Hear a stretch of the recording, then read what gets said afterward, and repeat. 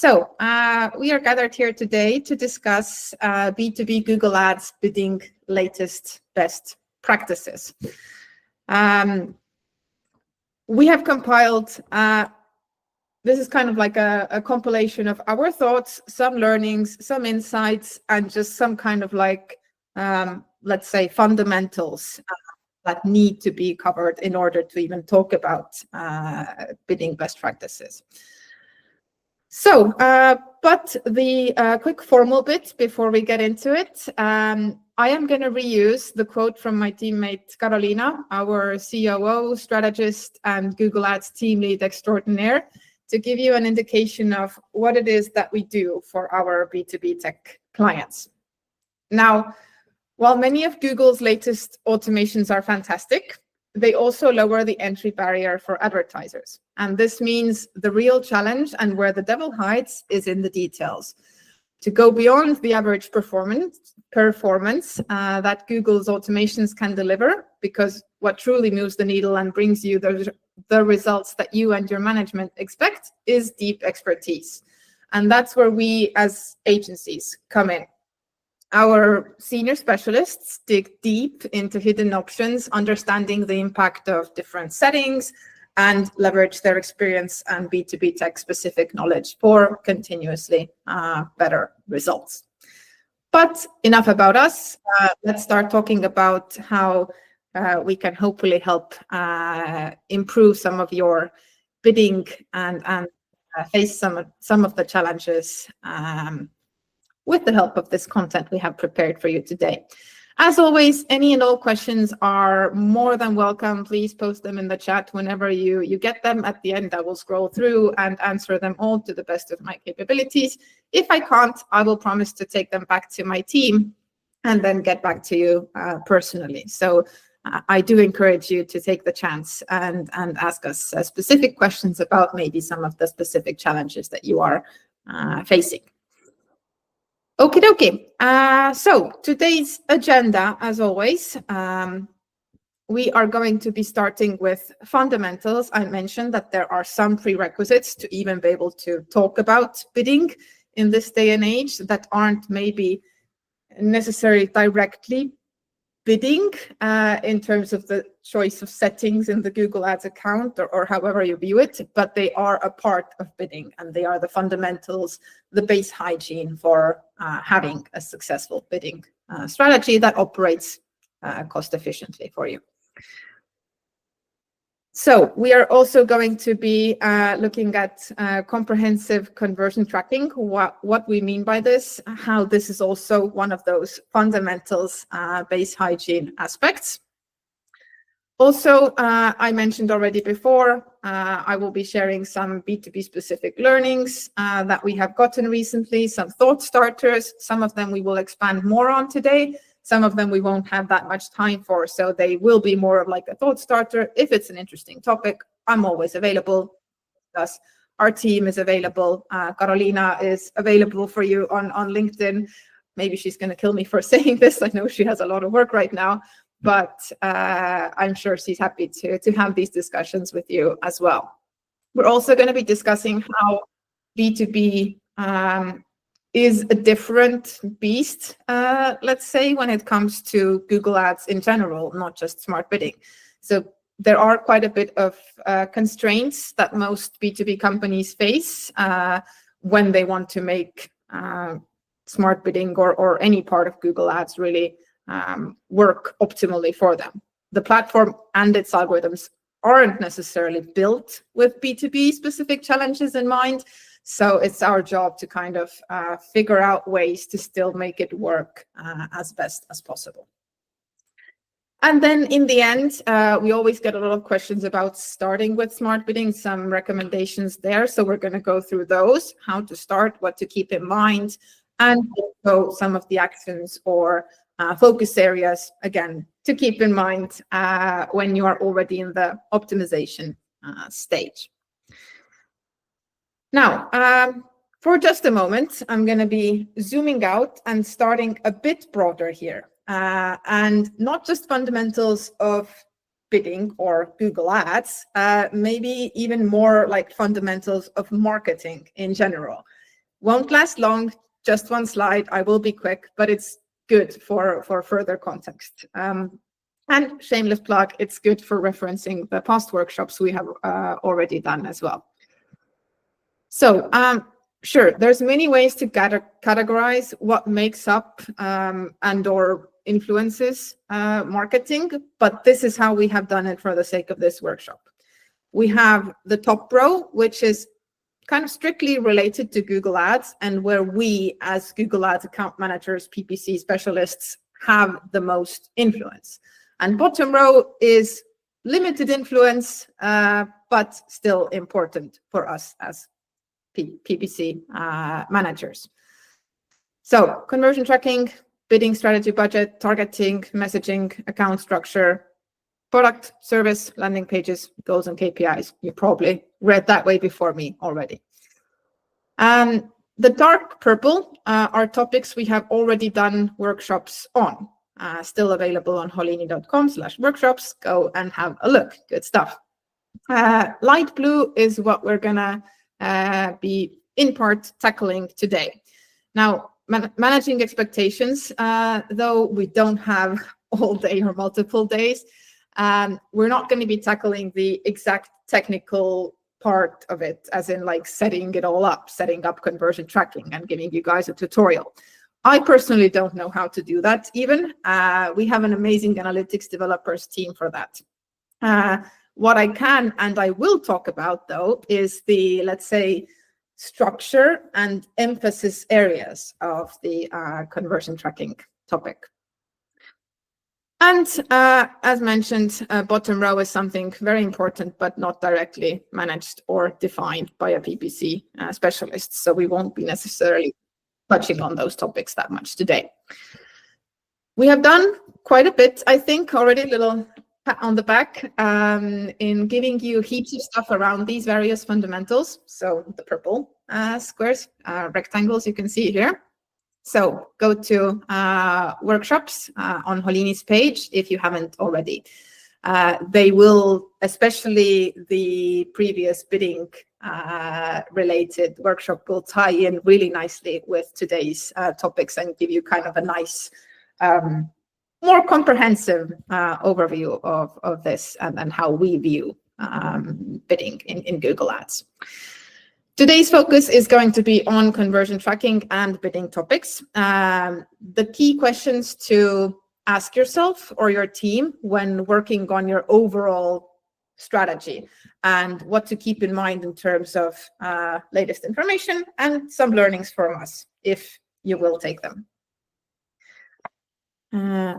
Okay, so the key fundamental that we have to always keep at the back of our mind, no matter what cool nitty-gritty bidding setup or strategy we want to try, is that there is no smart bidding insights without conversion tracking. Smart bidding is bidding based on the conversion tracking, the data that you are feeding it. So there is no one without the other, really.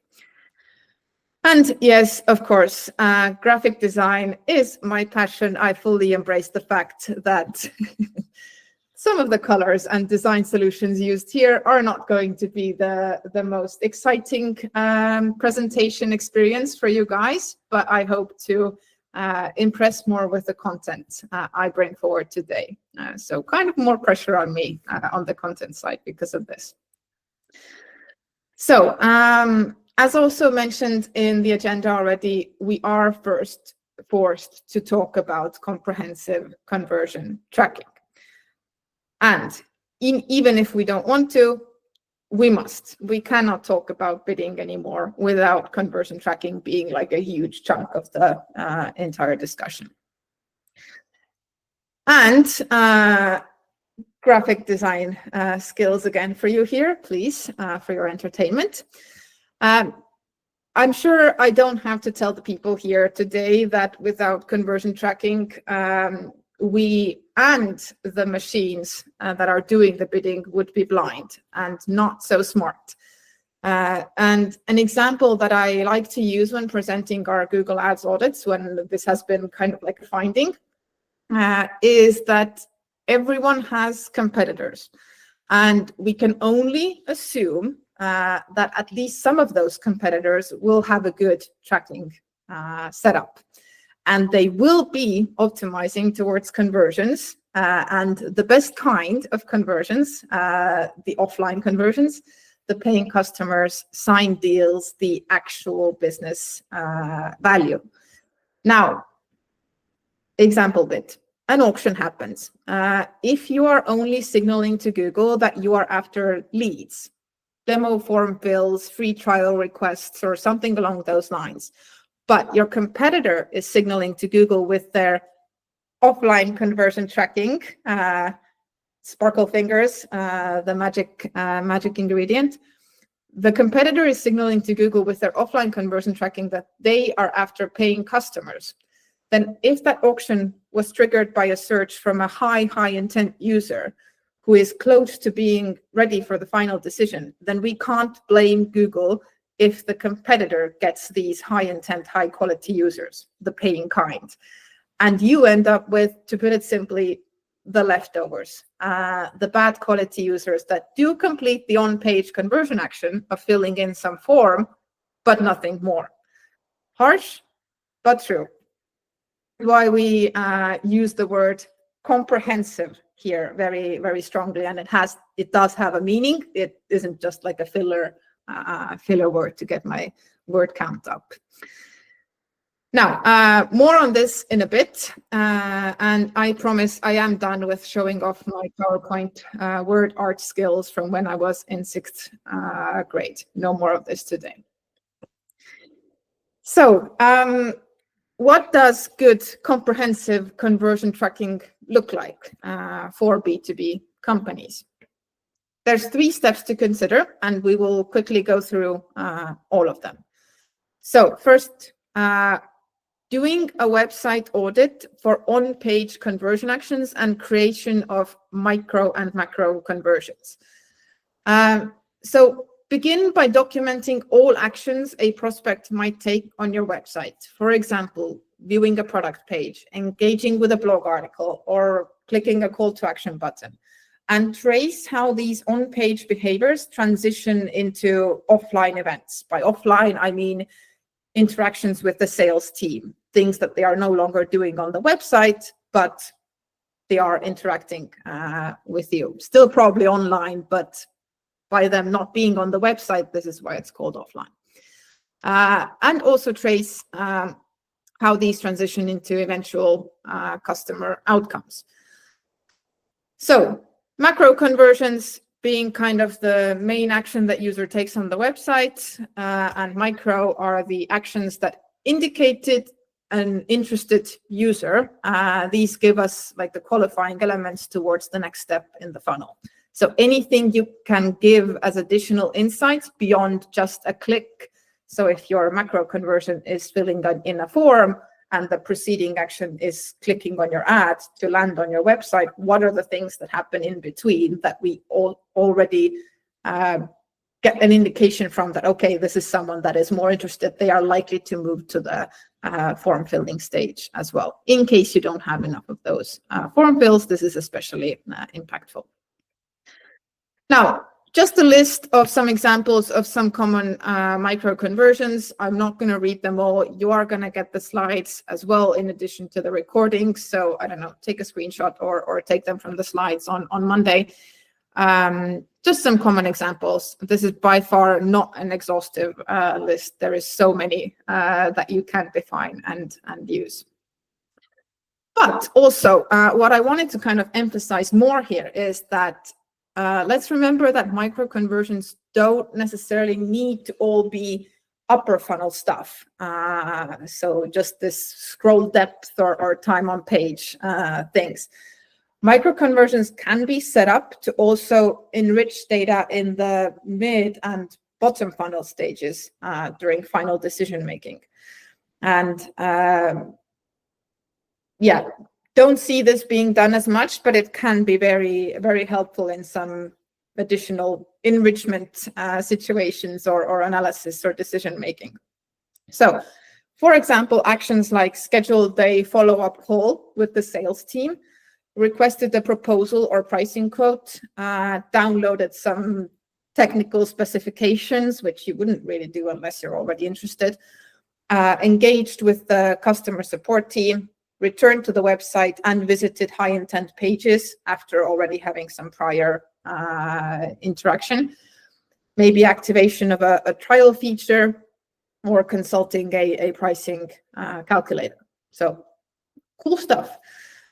We have an internal list of ideas for micro and macro conversions. So if this might be an interesting resource, let me know and I will see what I can do about making it publicly available. Carolina, again, don't kill me for promising this. I'm not promising. I will promise to see what I can do.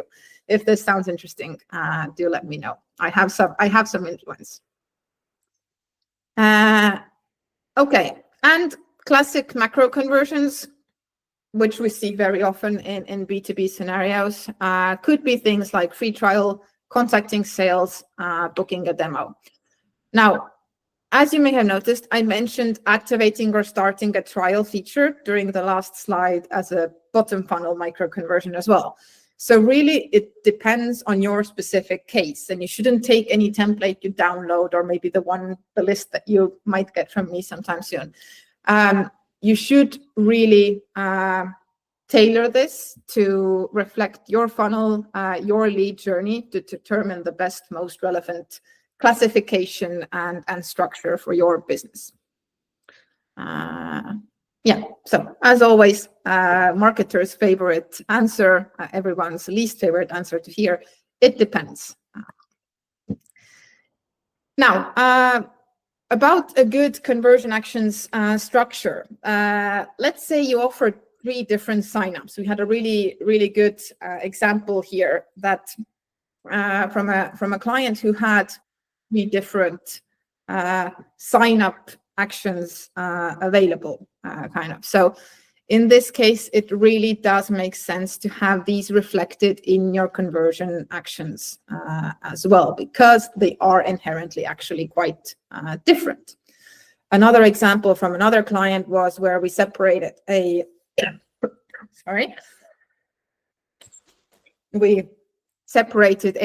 freelancer sign-up versus team sign-ups. And we discovered which campaigns drove better lifetime value and focused on those for higher return on investment. Now, if we had had just one single sign-up conversion action, we wouldn't have been able to make this kind of optimization. And as it's often the case that it is easiest for Google to bring the conversion action that is of the lowest value to the business, then it can happen that you will be increasingly getting more and more of those actually lower business impact conversions, and more of your budget will be going towards those. But by refining your conversion tracking setup, having more conversion actions, differentiating these different values to the business, you are able to make those smart decisions together with Google's smart bidding. Now, second point, how to do good conversion tracking. Having a CRM integration for lead lifecycle stages. This is the super impactful bit to bring you beyond optimizing based on and towards just lead creation and using signals that are closer to actual business value. So the previous example where I explained you ending up with leftovers if you are only optimizing towards leads and a competitor is optimizing towards some actual like further down the funnel action, whether that's a confirmed paying customer, a signed deal, or something slightly in between. So typical lead lifecycle stages that we see a lot, kind of the, let's say, template approach, lead, marketing qualified lead, sales qualified lead, opportunity created, and customer. However, there is always options to go more granular. And a better example of lead lifecycle stages could be more stages. And as you may notice, we have some added steps in between here. So let's say when perhaps the SQL wouldn't have had enough data to be used as a primary conversion action. And the MQL, looking quickly at the previous slide, so these were kind of the 2 steps, MQL and then straight after that SQL. If SQL wouldn't have had enough data and MQL would have data, but the MQL also had quite a bit of irrelevant leads. Looking at this better lead lifecycle stages setup, we also now have sales accepted lead in between there as a step.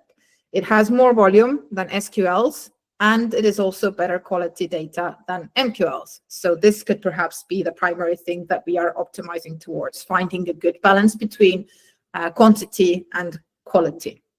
Not saying this is the template black and white approach for you, but just this is a common thing we have seen. So just an example to illustrate the point in benefiting from having additional steps. And the best lead lifecycle stages, the conversion actions in your Google Ads account actually mirror the deal stages from your CRM. So however the company, the marketing and sales department have defined the lead lifecycle stages, ideally you would also have these stages as conversion actions available to you for optimizing and or analyzing purposes within Google Ads.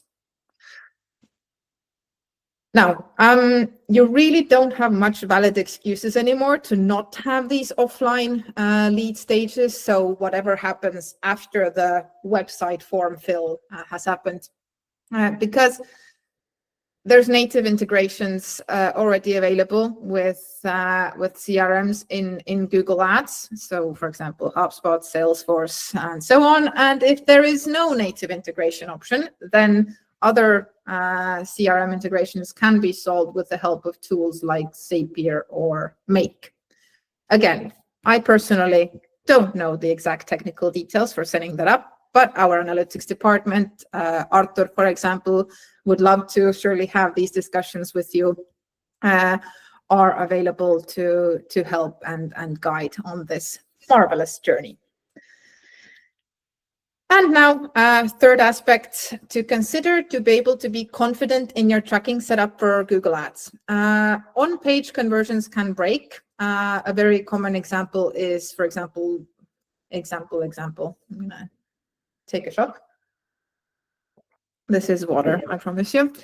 A very common example is removing the GTM code from the website, and CRM integration can disconnect, for example, authorization issues or connection owner lost some access privileges or whatever. Things break all the time.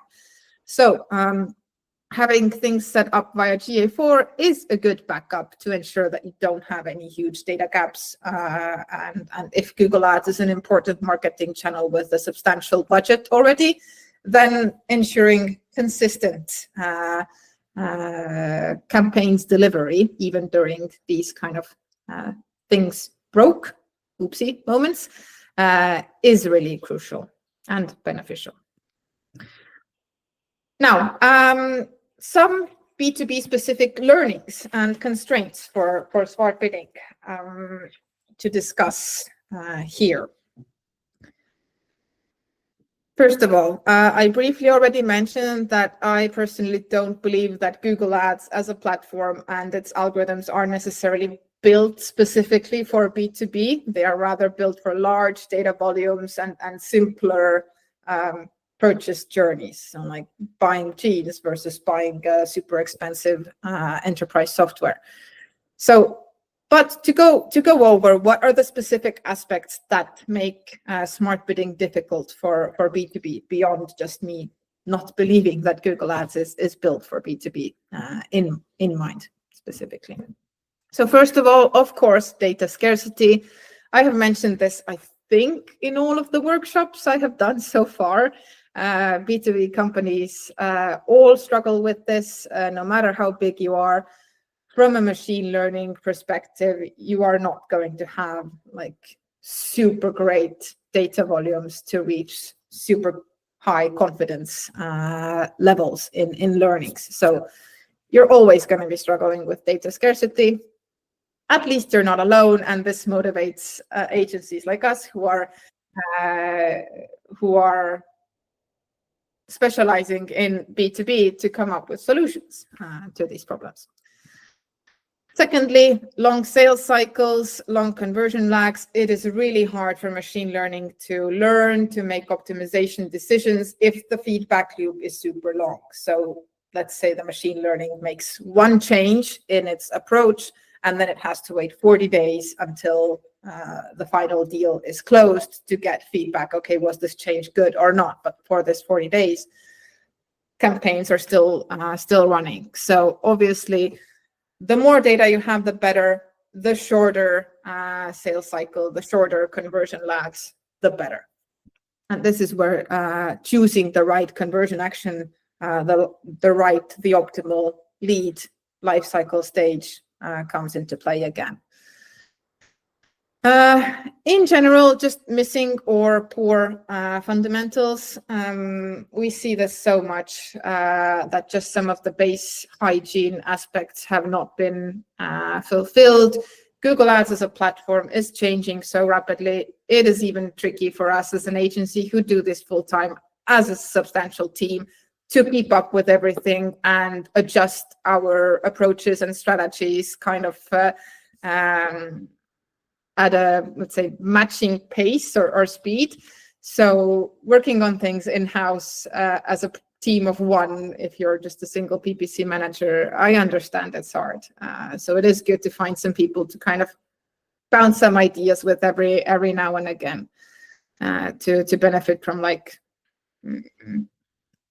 community-based learning, for lack of better phrase.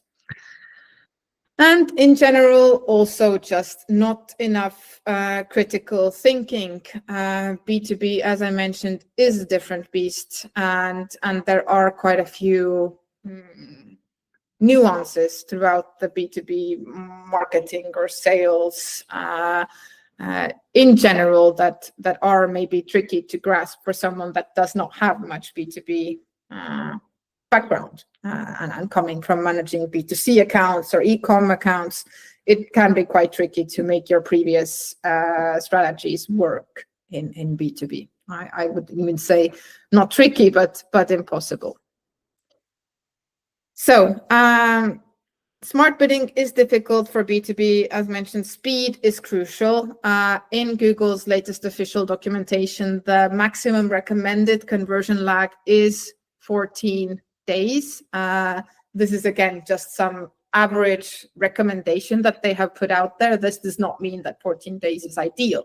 Under 1 day, or 1 day is, of course, ideal. The faster, the better. But they really don't recommend going over 14 because that's already going to be pretty tricky. And of course, without creating comprehensive conversion actions in your account, you're not going to really get insight into these conversion lags, and you won't be able to make these decisions that, okay, which conversion action from the funnel or lead lifecycle stage is going to be the best fit for you. So you're still going to need to have the conversion action set up in place to start making these decisions. Volume is also essential. Machine learning thrives on data.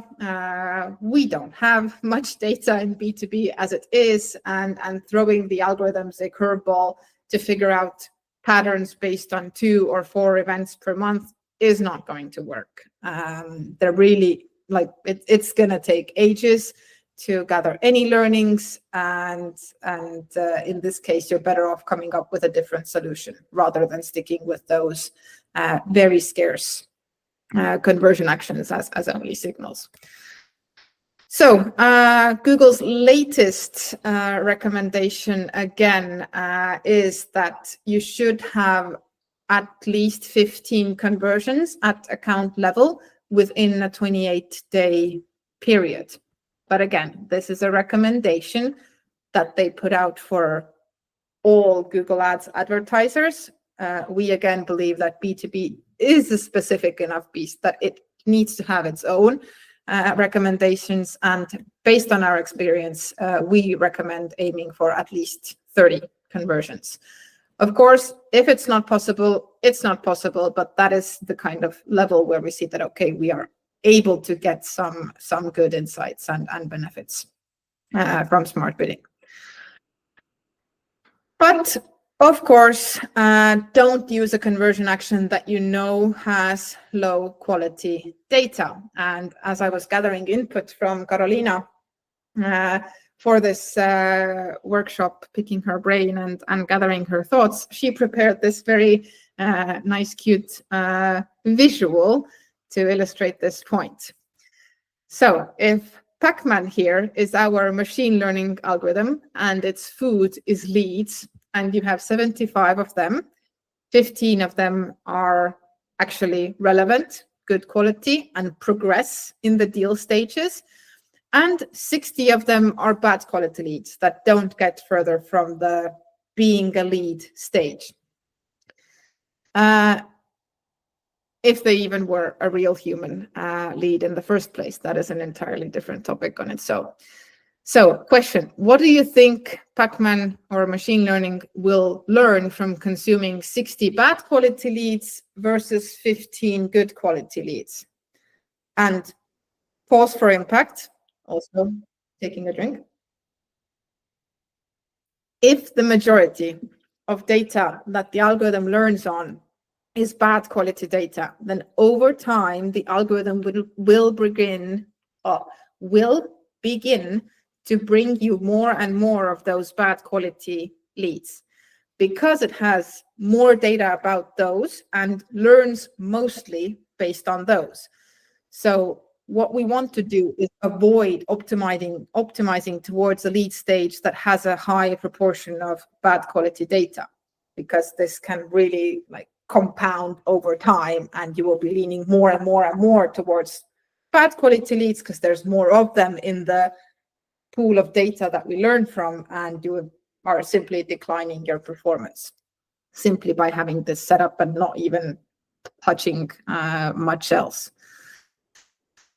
So yes, I liked Carolina's Pac-Man visual example. I think it illustrates it quite nicely.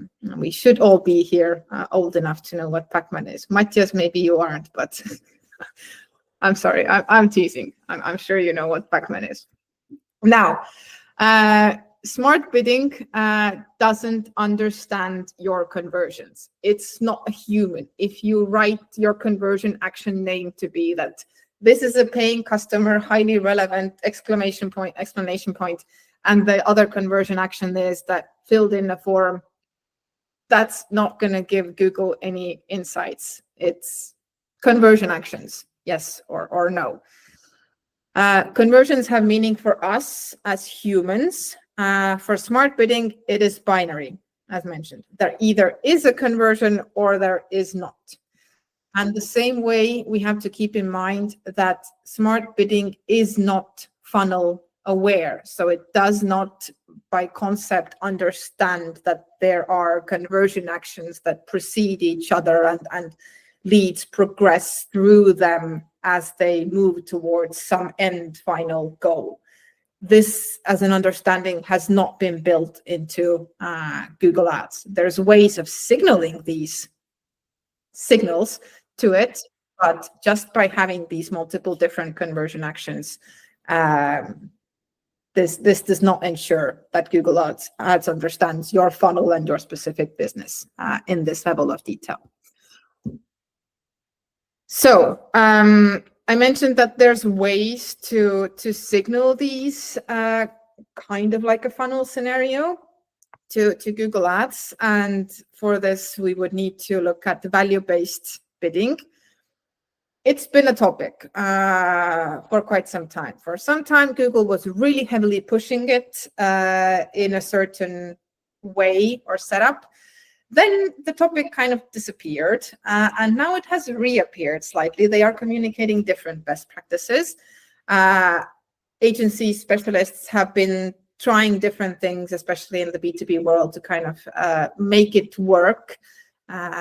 whereas it's mainly, I guess, again, meant for like e-commerces, where you can differentiate between a user who buys a tank top versus someone who buys some, I don't know, luxury handbag and jeans. So there is a clear distinction between the value of the conversion. And there have been ways to kind of apply that into the B2B realm. So a few examples coming up. Realistically speaking, we can do value-based bidding for B2B. So, for example, assigning values to your conversion actions from your CRM is a unique way to make smart bidding kind of understand the difference between actions value to your business. So this was a very common approach some time ago, where let's say your customer value is on average 10,000. If the conversion rate from opportunity to customer was 40%, then the fictional value that you set for the opportunity conversion action would be 4,000, and so on, kind of moving through the funnel, taking conversion rates between funnel stages into account. Fancy visual here. I spent quite some of my non-designer time on this. Also stole it from Alexandra's analytics workshop a bit as the kind of base. But I do want to note here, this is not an ideal approach, so please keep this in mind, as in this combined with like a target draw strategy, having static values per conversion action, no longer the best practice, considering the latest we know about how the algorithms work. So value-based bidding for B2B can work, but requirements are tough, things we have to keep in mind. This is the latest info about the requirements or recommendations for value-based bidding. So as mentioned, Google is not funnel aware. So they are recommending that you stick to optimizing towards conversion actions on a single funnel stage. So not looking at contact, MQL, sales accepted lead, SQL, pooling them all together. You should rather choose one stage. And if you have multiple different conversion actions that can happen on that stage, then those are the ones that you could use value-based bidding with. Example coming up. Then conversion volumes, we have already mentioned, 15 conversions at the account level within a 28-day period. Value-based bidding is a more advanced or complex algorithm than just conversions-based bidding, so like target CPA or maximize conversions. So having the added signal in there about value makes it more complex, and this is why there is a officially communicated requirement to have at least 15 conversions. They do say that you can start from 0 with max conversions or target CPA. You don't have to have any conversions to start testing those. And thirdly, conversion lag. So as mentioned before, bidding towards data with a maximum 14 days conversion lag. We don't want the feedback loop to get too long, otherwise learnings happen so slowly, so much can go wrong in between. It's just too hard for the algorithms to handle, especially if data is scarce as well, in addition for the feedback loop being long. Just wasting a lot of budget in the meantime while you're like waiting for those learnings. Yes, I think I covered. Important thing to note on this slide, I think it goes best here, is that target draws and maximize conversion value, so the value-based bidding algorithms, thrive on dynamic values. So having static values, just defining some static average, are going to be quite limiting. I will explain this in a bit, but let's remember it, that value-based bidding thrives on dynamic values.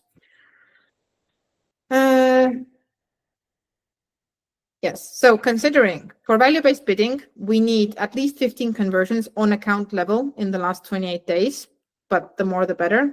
We're looking for more like 30.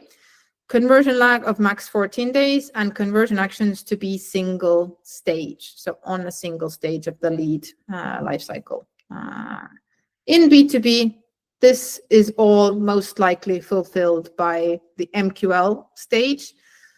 Probably, I put this probably in very much bold and quite big font here, because again, no golden rule. This isn't black and white. This is simply based on experience, what we have seen from previous audits and clients. It is most often the MQL.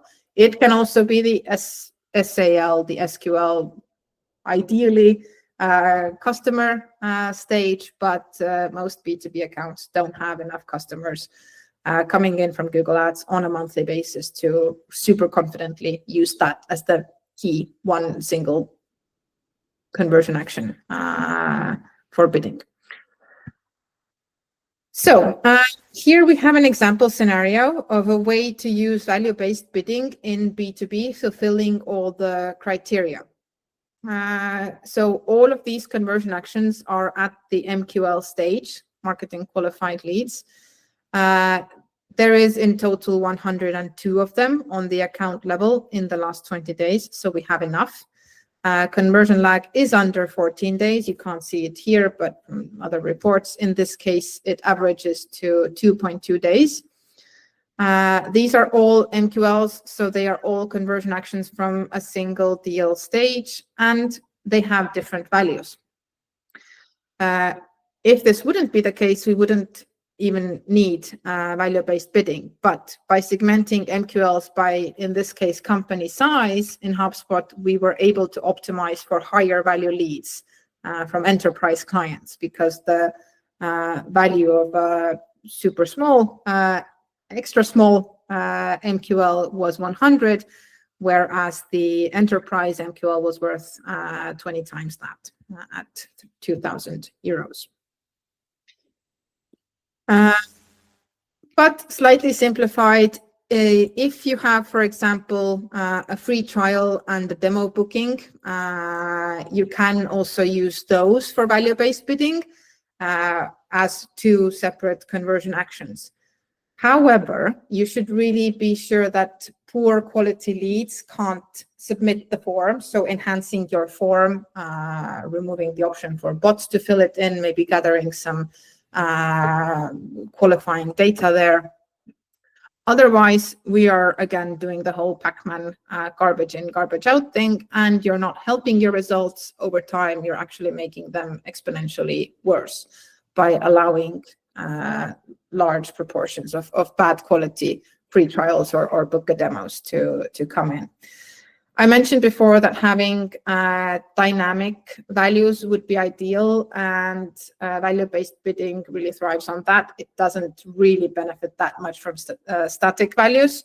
In this case, if we're using the super simplified option and we have two conversion actions, a free trial and book a demo, and maybe they are of different value, we maybe see that leads who go through a demo with the sales team are more likely to convert to paying customers. So the value we set for book a demo is higher. We can take that into account, signal this to Google by having these different values for these two conversion actions. But again, it is not an ideal approach, but it's better than nothing. So I will expand on this value-based bidding, static, dynamic values. Why, what is that a little bit later. But from now, let's cover this starting from 0 and then going beyond some recommendations. So first of all, using smart bidding, starting with smart bidding, you have to know that you are kind of playing the long game. You have to make sure you are ready for the commitment. The longer time, the more data you can give it, the more it improves. And every change impacts smart bidding. So while a hypothetical and yes, oversimplified example, if you have a really good conversion tracking and bidding setup and don't make any other changes in your account, and there aren't any external factors that need reacting to, then results should continuously improve simply based on the fact that the machine learning is constantly learning and getting more data and making better and better decisions. Obviously, in the real world, we have a lot of external factors, competitors, everything, changing strategies, budgets, targets that we need to adjust to. But simply by letting the bidding be and having a good, solid foundation with a good, rich, precise, reliable conversion tracking setup, that's already going to be like continuously learning and improving. And who doesn't like showing continuously improving results without doing much? Now, some questions to ask yourself that are especially relevant in B2B from a bidding and machine learning perspective. How niche is your product or service? And do I believe that Google has distinct signals about my target audience? So what I mean by this is that 15 conversions on the account level have very different impact if you are a loan provider versus something as specific as a transaction reconciliation software, which, yes, is a client of ours.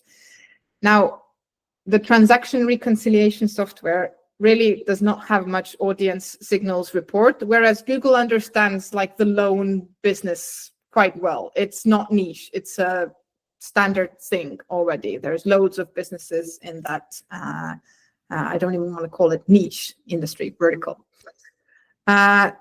So question, do I really want to bid on a conversion that is not consistent, or can I create one that happens on a regular basis that has short lag and indicates quality, keeping in mind the signals that I believe that Google has on the background?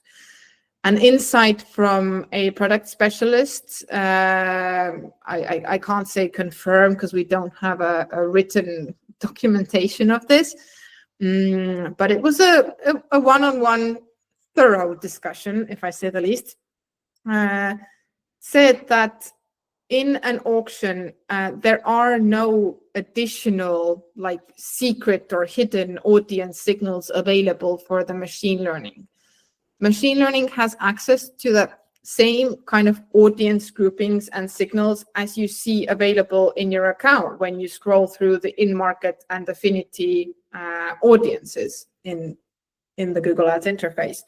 So if there is no relevant audience relevant to your super niche business, then it's not like Google somehow in the background in some hidden place has insights about this level of a niche audience. If it's not available as a predefined audience, then you have to understand that Google doesn't have niche insights and it's going to be making decisions based on more broad audiences. So yes, how niche are you? And second question, which conversion action do I choose? Do I choose one that happens on a regular basis, has short lag and indicates quality? Ideally, yes, of course. If this is not possible, you have to find the right balance again between quality and quantity.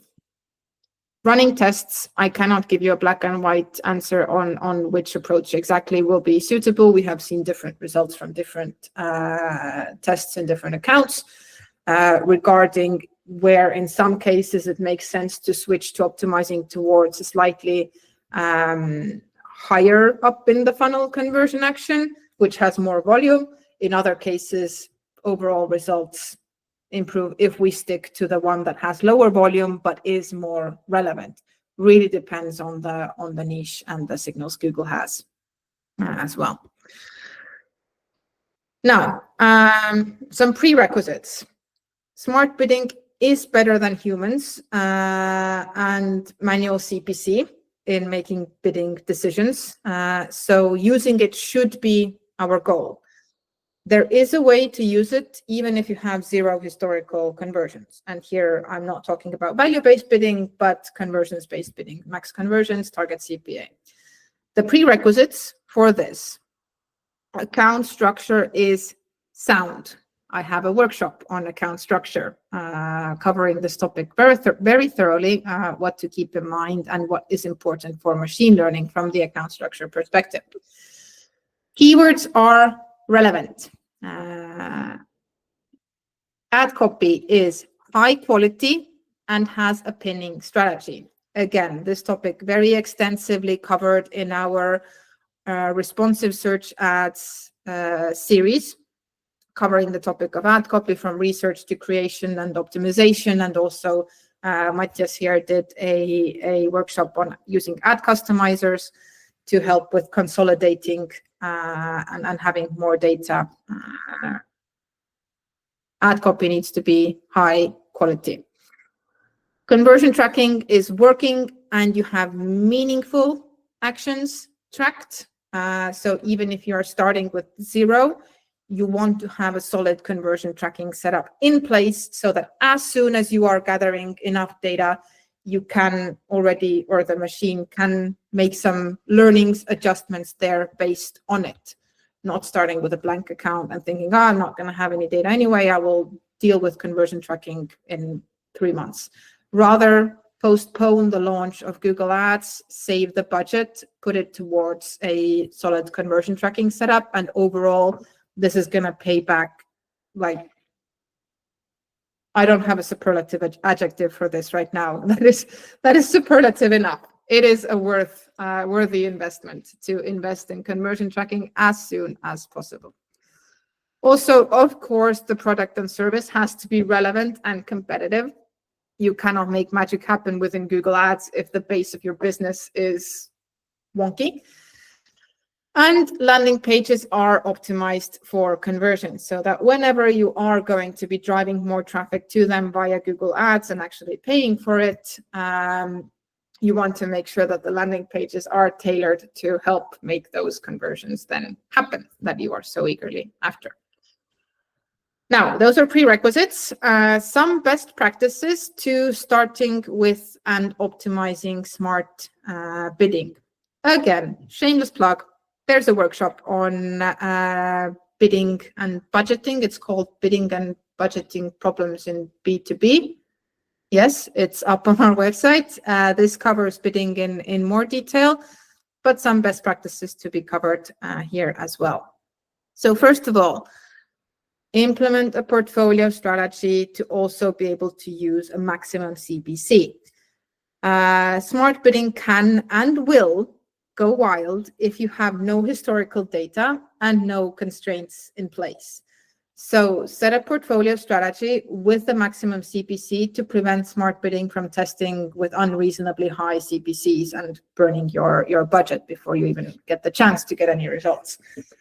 Approaching portfolio bid strategy, how to set these maximum CPCs so that you don't hurt performance, again, in the previously mentioned other bidding workshop. This maximum CPC option is quite hidden. So if you go to create a portfolio bid strategy, there's this advanced options. And by clicking on it, you will have 2 fields, minimum and maximum bid limits, where you can kind of limit how crazy smart bidding can go in its tests and experiments. Secondly, my good friend at Google is going to not be happy with me for saying this because they are very much pro broad match right now, but avoid broad match if you're starting from scratch. Not saying that broad match is inherently bad, but if you're starting from scratch, you have no data available. Broad match can quickly inflate costs when there's no prior data for Google to learn from. And if you're in a niche, focus first on high intent keywords in exact match. If there's little to no volume, you can, of course, use phrase match as well. But do be ready for daily search term review. And then when you have more data, when you conversion actions have gathered data, the bidding algorithms have learned, you can start expanding the pool of users, of options available by transitioning to broad match. But again, choosing which keywords to transition with first. Now, I put here the best practice is to evaluate and calibrate frequently. I don't mean calibrate your smart bidding frequently, because that, as we discussed, should not be adjusted like on a daily basis. That's going to mess with things more than help them. What you should be doing is that if you have set that maximum CPC, the maximum bid limit on your portfolio bid strategy level, you should adjust that based on incoming data. So initially, you could be starting with a lower CPC because there is no data anyway to make those super aggressive, bold bidding decisions on. And if conversions are already coming in, you can start relaxing the maximum CPC while reviewing search terms daily. Least exciting part about managing a Google Ads account, at least for me, and I know I have some fellow believers to that statement, but it is very impactful, so we need to power through. Now, once you have enough conversion volume, so for example, let's say 30 conversions in the last 28 days, you can relax maximum CPC and start optimizing by using the target CPA as a lever. Again, I discussed this quite thoroughly and some optimization tactics and metrics that indicate optimization opportunities in the other bidding workshop. But don't over tweak your bidding targets. Your target CPA, target ROAS, creating a new bid strategy entirely, they need time. At least one, ideally more than one conversion cycle to be able to make adjustments and relearn according to that new target you have set.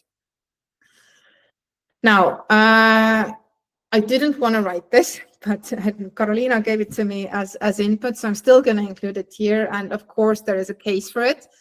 Revert to manual CPC if there really is no improvement. If after 2 or 3 weeks conversions are really not coming in or the volume is too small, you might need to move to manual CPC or maximize clicks bidding strategies. But with this, again, you are of course risking the option of being left with the leftovers while your competitors are capturing the users who are actually high intent and converting, because they are optimizing towards the converting users. And so still, this does not mean that it's necessarily a final set in stone conclusion that smart bidding doesn't and will never work for you. I would then recommend revisiting some of the prerequisites and previously discussed guidelines to re-review what and where went wrong. There are a lot of prerequisites, I know, and a lot of best practices.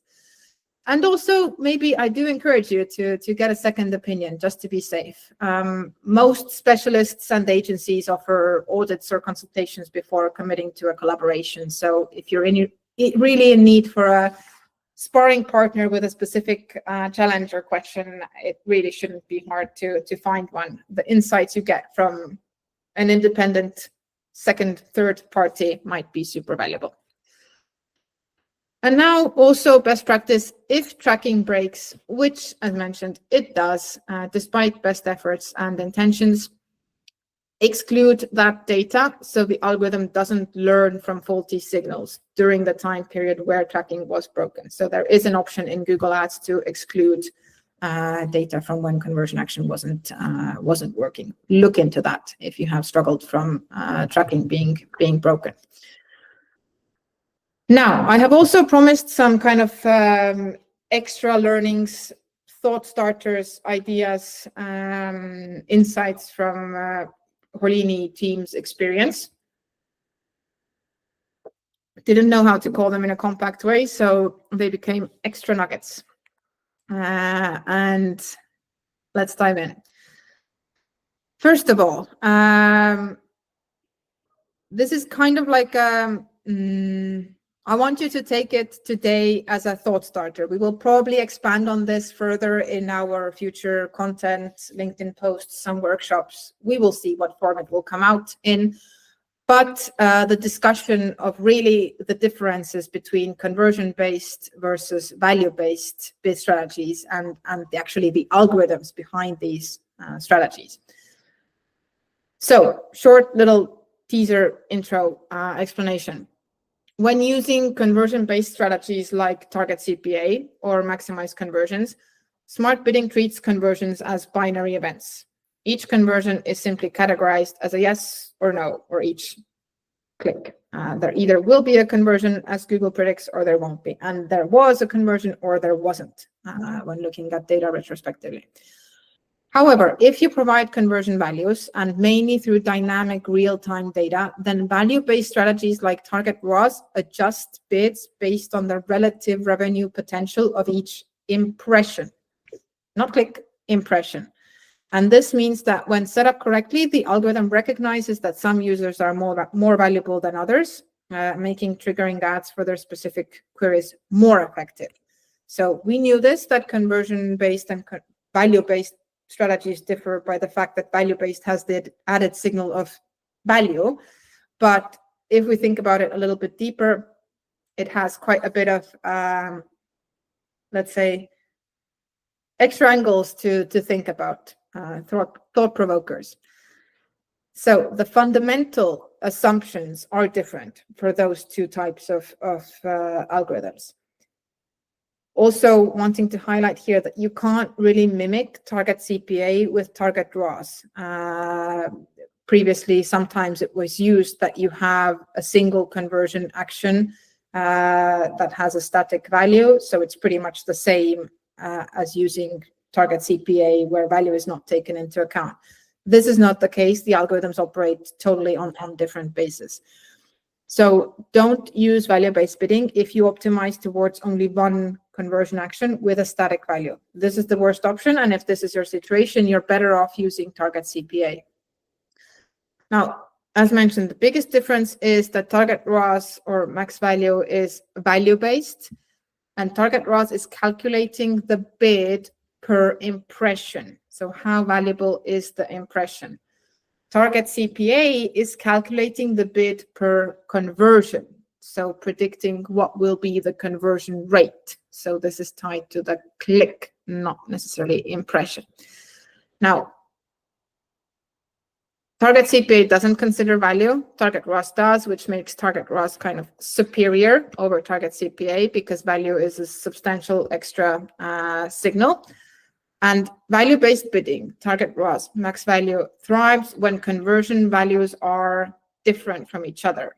But the difference needs to be rather significant. So for example, a scenario where book a demo conversion action and free trial conversion action, it's not good enough if the value differences are like 100 versus 150.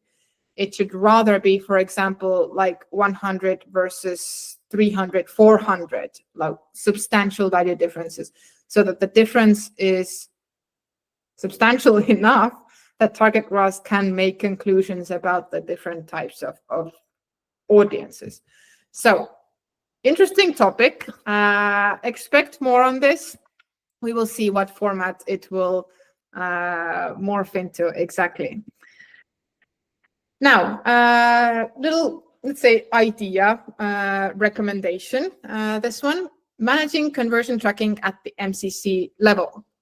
So what I mean by this is if your company has multiple Google Ads accounts, let's say for different markets, it really is beneficial to consolidate them under one MCC. So like this mother account or folder system for accounts, and set up conversion tracking on the MCC level.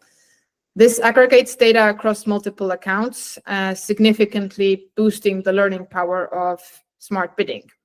And this cross-account approach minimizes data fragmentation, especially in low-volume B2B environments, leading to more stable and effective bid optimization. Now, of course, ensure all accounts under your MCC use consistent tracking setup to maximize these benefits. But essentially, the core idea here is the more data, the better. If you're also signaling data across accounts, if it's for the same business, then it's going to be more data. It's going to be more food for the machine learning algorithms, and that is better.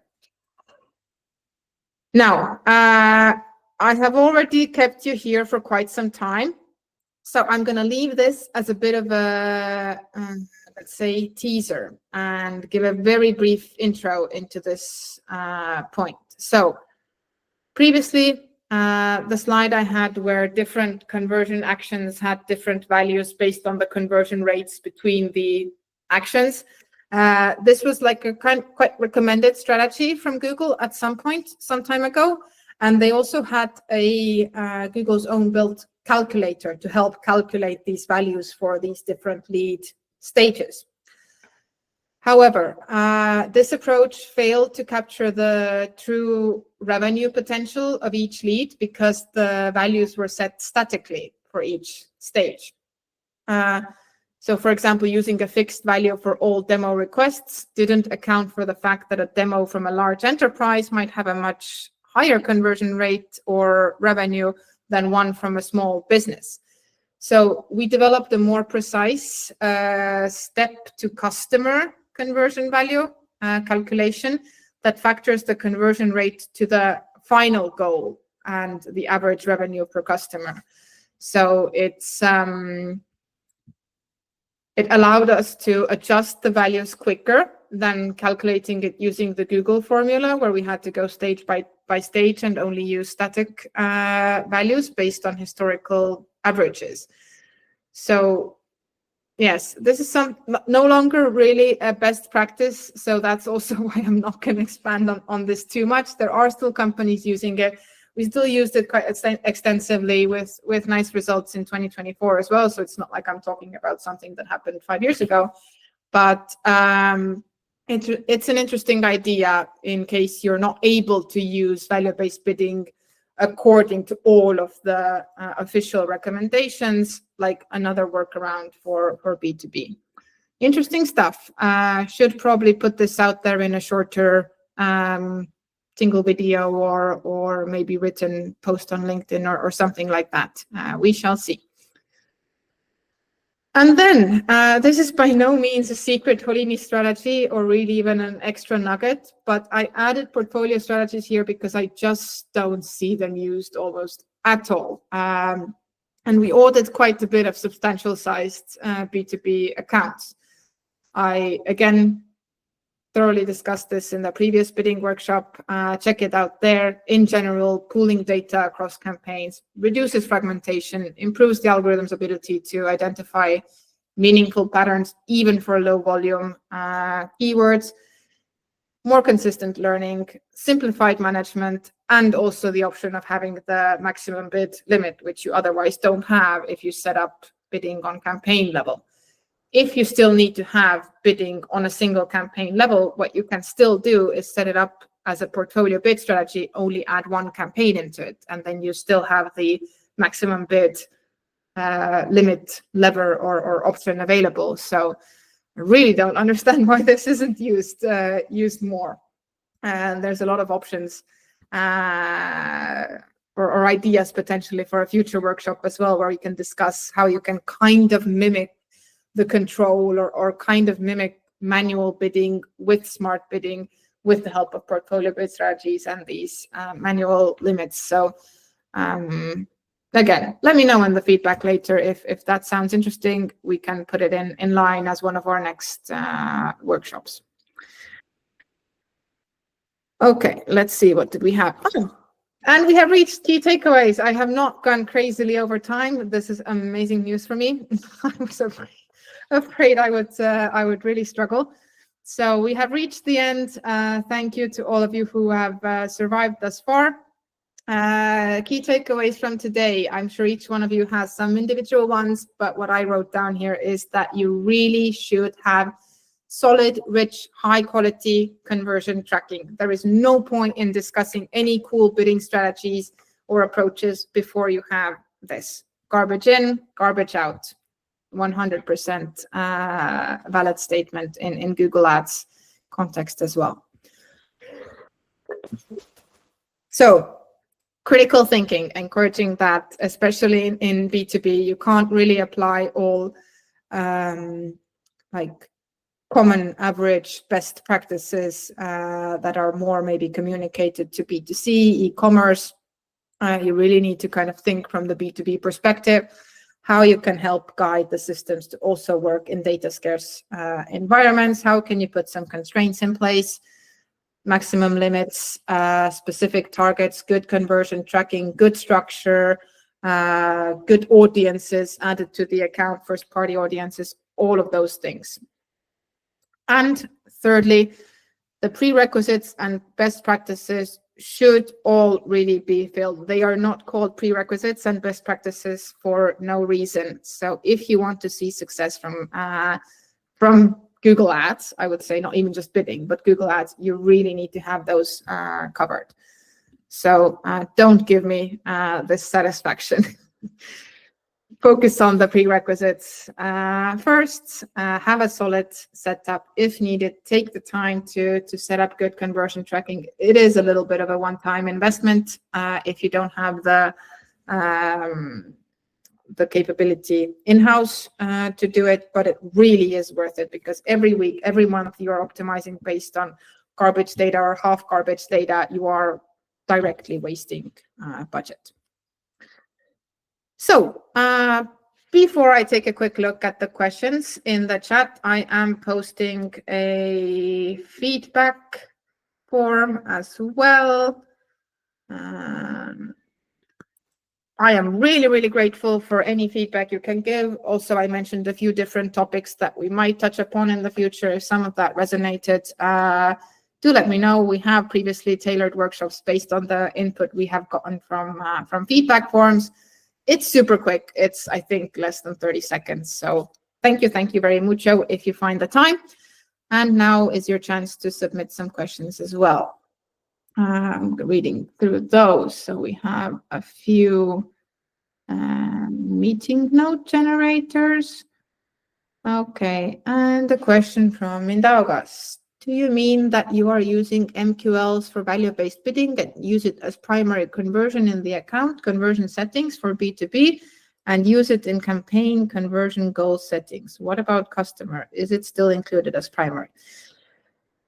It all comes down to what you have enough data on. So these prerequisites, best practices, data volume requirements, the more data you have, the better. The shorter the time lag, the better. So obviously, if you have enough data about actual end customers, then you should have that as the primary conversion action that is being optimized towards in the entire account.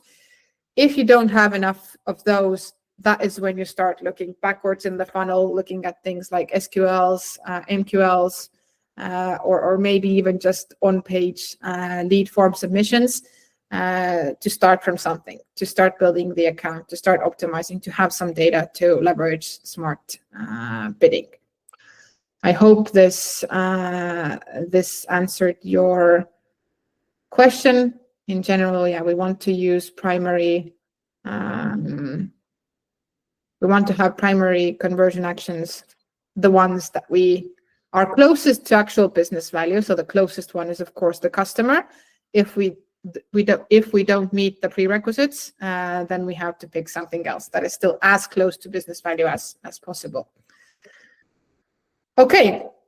I don't know if I have either answered all of your questions already or stunned you to silence, but it seems that there are no more at this time. My email is on screen. I am happy to answer your questions later as well. Okay, Andrew has a question. Please feel free to either unmute yourself or type it in the chat box.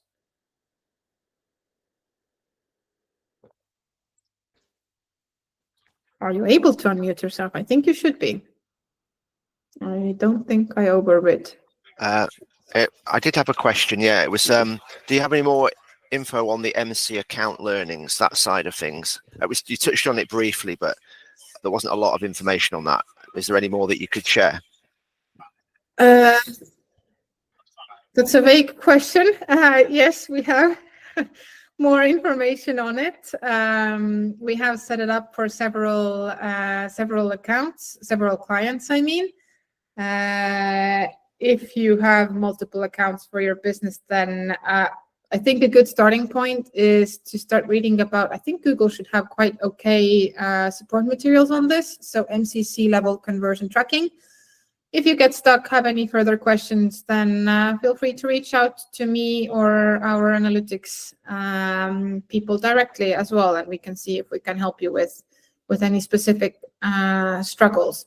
In general, the idea, as I mentioned, the main benefit from it is that the algorithms are going to have more data. So if you're advertising in Germany, Spain, Italy, Baltics, Nordics, and you have separate accounts for each one of them, but your product or your service is the same, the target audience should also be relatively similar, then it could be really beneficial for the bidding algorithms to have contacts from all of these accounts. In some cases, of course, all of these countries will be targeted and advertised to from a single account, simply from different campaigns. But there are business cases where different accounts are necessary. So that is when we have separate accounts, we pull them under the MCC, but we still consolidate the data by having MCC level conversion tracking so that the learnings could still happen across all of those markets. So I hope this gave a bit of preview type of insight into MCC level conversion tracking. Okay, if there is nothing else, then thank you for surviving this almost 1.5 hours with me. I am eternally grateful for any feedback you can give, positive or negative. I can take it and implement it in next workshops to make it a better experience for you. And then I will be in your inbox on Monday, the latest, with the recording and slides access. And hoping to see you in one of our next workshops. Thank you very much. Bye-bye.